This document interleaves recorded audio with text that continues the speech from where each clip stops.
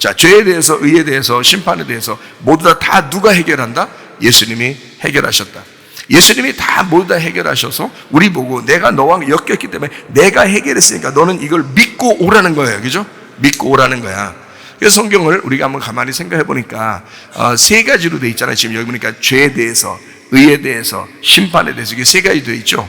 그럼 성경에 세 가지로 돼 있는 게 꽤 있어요. 세 가지 있는 것 중에서 대표적으로 예수님께서 요한복음 14장 6절에 뭐라고 돼 있어요? 내가 곧 길이요 진리요 생명이라고 그랬잖아요. 길이요 진리요 생명이라. 고린도전서 13장 13절에 보면은 믿음, 소망, 사랑 이 세 가지는 항상 있을 것인데 그 중에 제일은 사랑이라. 그 중에 제일은 사랑이라는 말이 어떤 말이라겠어요? 그 중에 완성은 사랑이다 이렇게 돼 있잖아요. 그죠? 그 중에 완성은 사랑이다. 여러분, 죄가 있고 의로움이 있어요. 이 두 개가 끝난 거죠. 그죠? 이게 다 모든 성경이에요. 그럼 죄에 대해서 그리고 의에 대해서 이렇게 되면 두 개가 완성이라겠어요. 그럼 요거를 완성시킨 게 뭐라고요? 심판입니다. 그죠? 심판이 이걸 죄와 의를 연결시켜 준 거잖아요. 그죠? 자, 우리는 믿음을 가지고 있어요. 믿음으로 시작하는 겁니다. 근데 우리에게 소망이 없으면, 앞으로의 그 소망, 미래와 희망이 없으면 아무것도 아니죠. 그러니까 믿음이 있는데 소망이 있어요. 소망이 있어서 천국에 가게 되면 이게 완성이죠. 그런데 문제는 이 가운데 주님의 사랑이 있느냐 하는 거죠. 그죠? 주님의 사랑이 있느냐.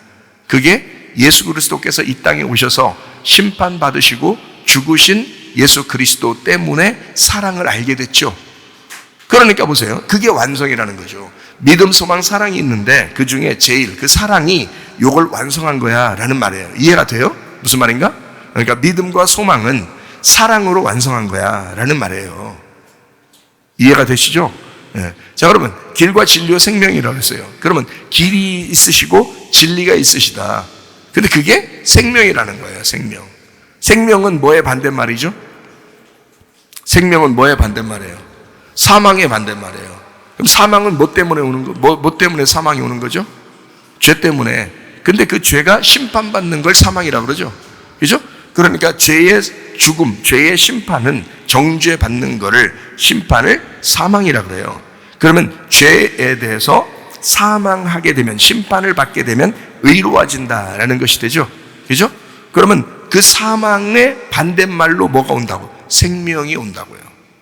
그러니까 길과 진리요 생명이 돼서 사망이 바뀌어서 생명이 되셨다는 얘기예요. 그죠?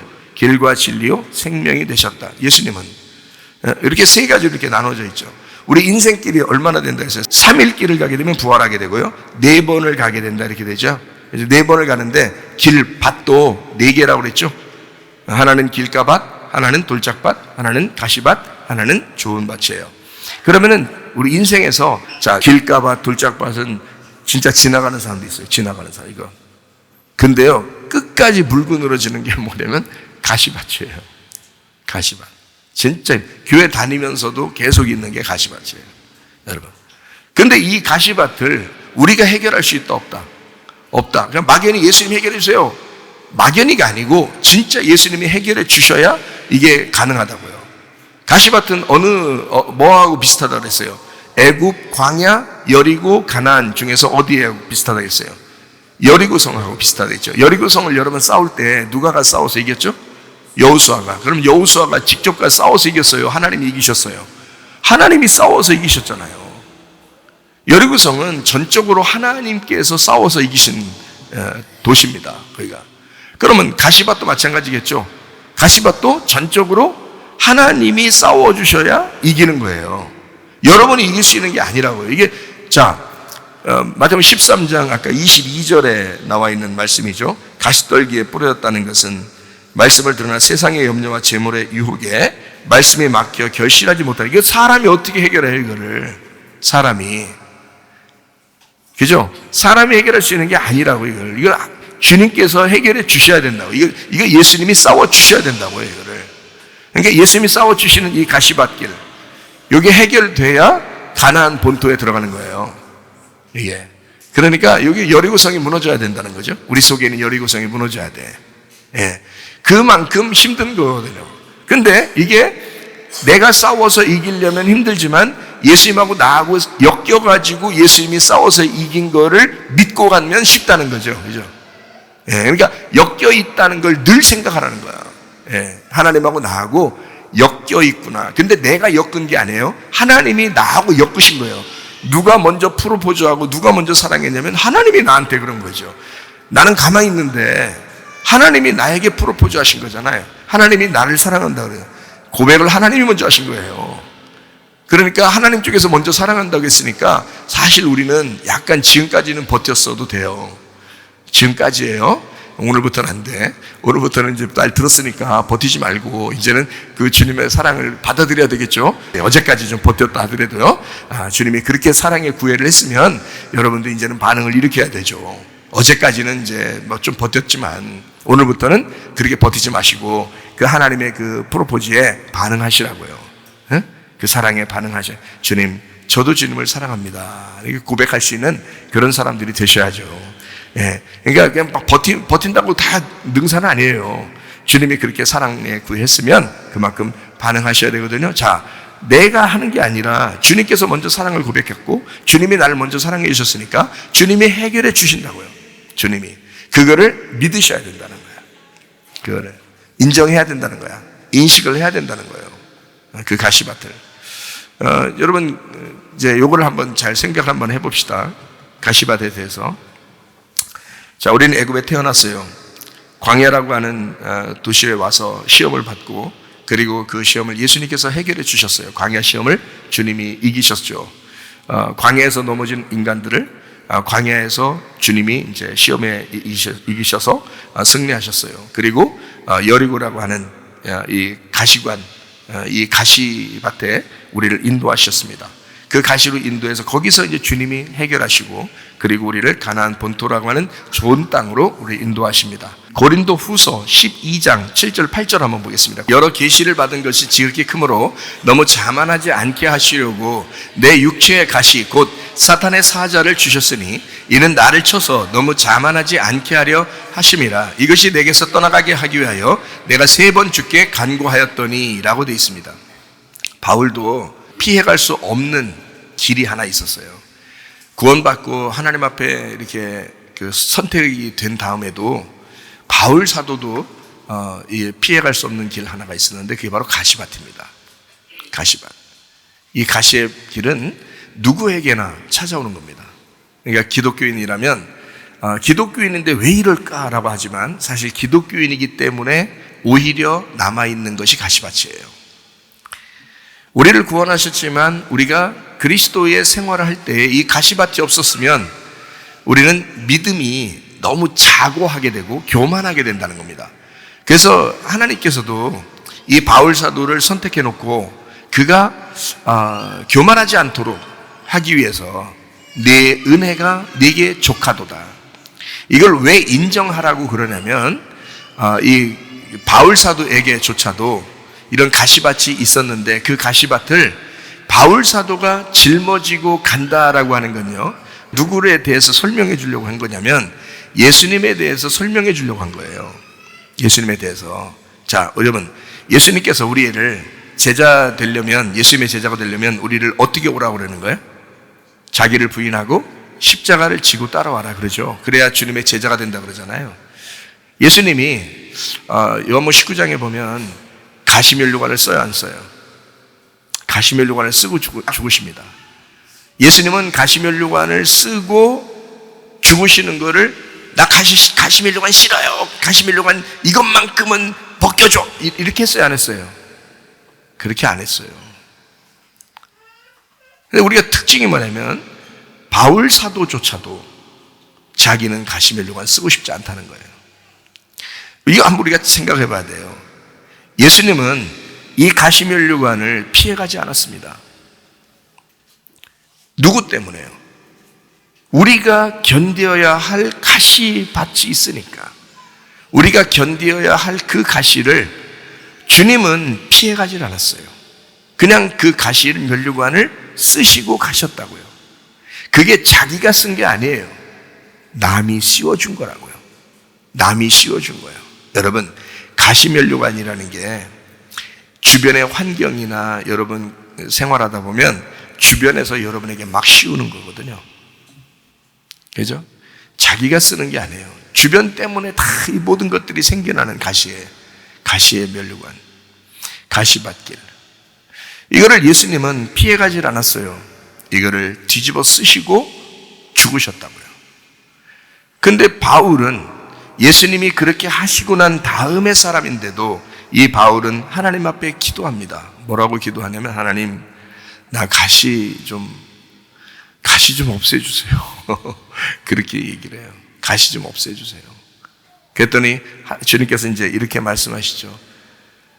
내 은혜가 네게 족한데 이 가시까지 없으면 네가 얼마나 교만하겠느냐. 이 가시를 짊어지고 와라 하는 게, 그게 주님의 제자에게 주님께서 하시는 말씀이에요. 바울은 3번씩이나 이 가시를 없애달라고 기도했어요. 여러분, 인간이 그렇죠. 인간은 내게 있는 가시가 요거 하나인데, 하나님 이거 하나만큼만 해결해 주면 얼마나 좋을까 하면서 하나님 앞에 기도합니다. 하나님, 이것만큼은 해결해 주십시오.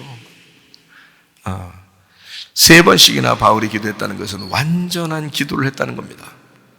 완전한 기도를 하나님 앞에 했지만 하나님은 그것을 그냥 허락하셨어요.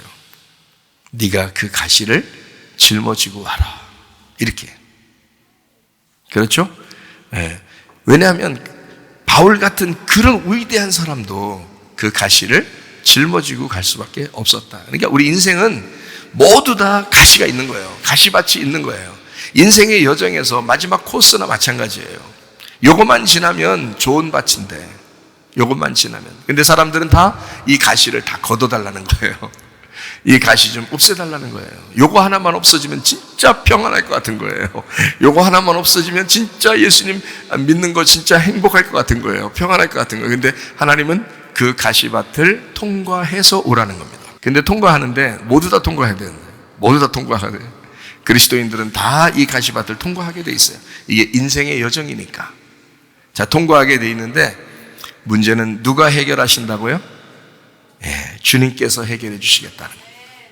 여러분이 해결할 수 있는 문제가 아니라는 거예요. 주님이 뒤집어 쓰고 죽으신 그 가시면류관, 주님이 해결하신 거예요. 십자가에서. 예, 그러니까 십자가에서 그걸 짊어지고 죽으심으로써 해결된 그 가시, 우리가 떠나가게 해달라고 그렇게 외쳐도 떠나가지 않을 수 있습니다. 주님은 오히려 이렇게 기도하고 부탁하라고 말씀합니다. 그 가시를 내가 해결할 테니 나와 함께 가자. 나와 같이 가자. 그거를 없애달라고 하지 말고 나와 함께 가자. 내가 그 가시면류관을 뒤집어 쓰고 죽었다. 너를 위해서. 겸손하게 주님 안에서 우리가 살아간다는 것은 이 가시밭이 있을 때 나의 겸손을 돌아보게 되죠. 우리의 마음을 돌아보게 됩니다. 이 가시밭길 헤쳐나가면서 점점 우리 자신들의 마음을 돌아보게 됩니다. 좋은 밭 되기 위해서는 이 과정이 꼭 필요하기 때문입니다.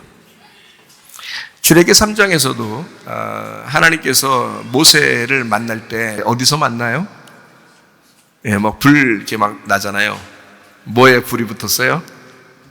예? 뭐에 불이 막 붙었잖아요. 예, 가시 떨기나무예요. 떤다예요. 떨기.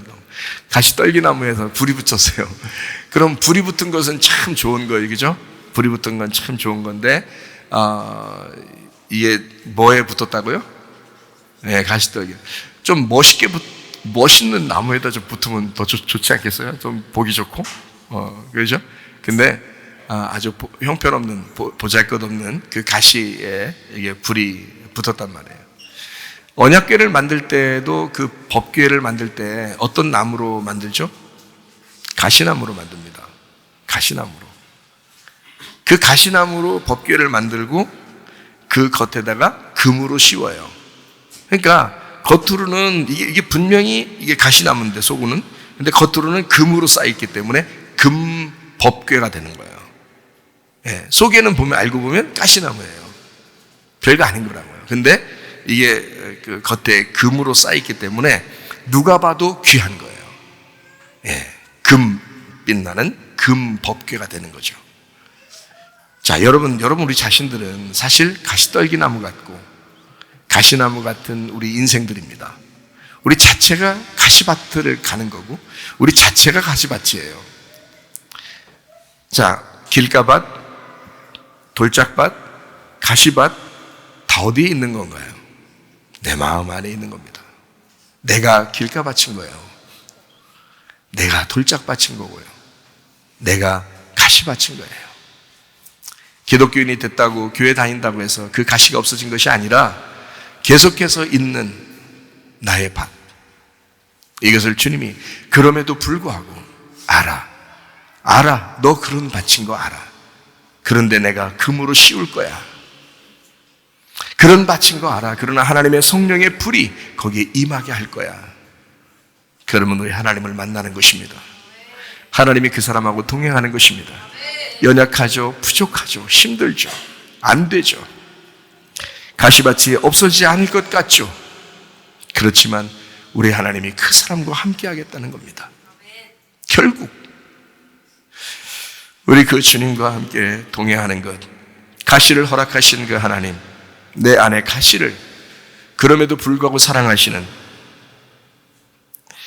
근데 그 가시가 이제 드디어 떨기나무가 된 그 가시에 불이 붙으면, 그 가시가 언약궤의 법궤로 거듭나 하나님의 금이 입혀지게 되면, 그때부터는 내 속에 가시가 분명히 있긴 있는데 해석이 달라지는 거예요.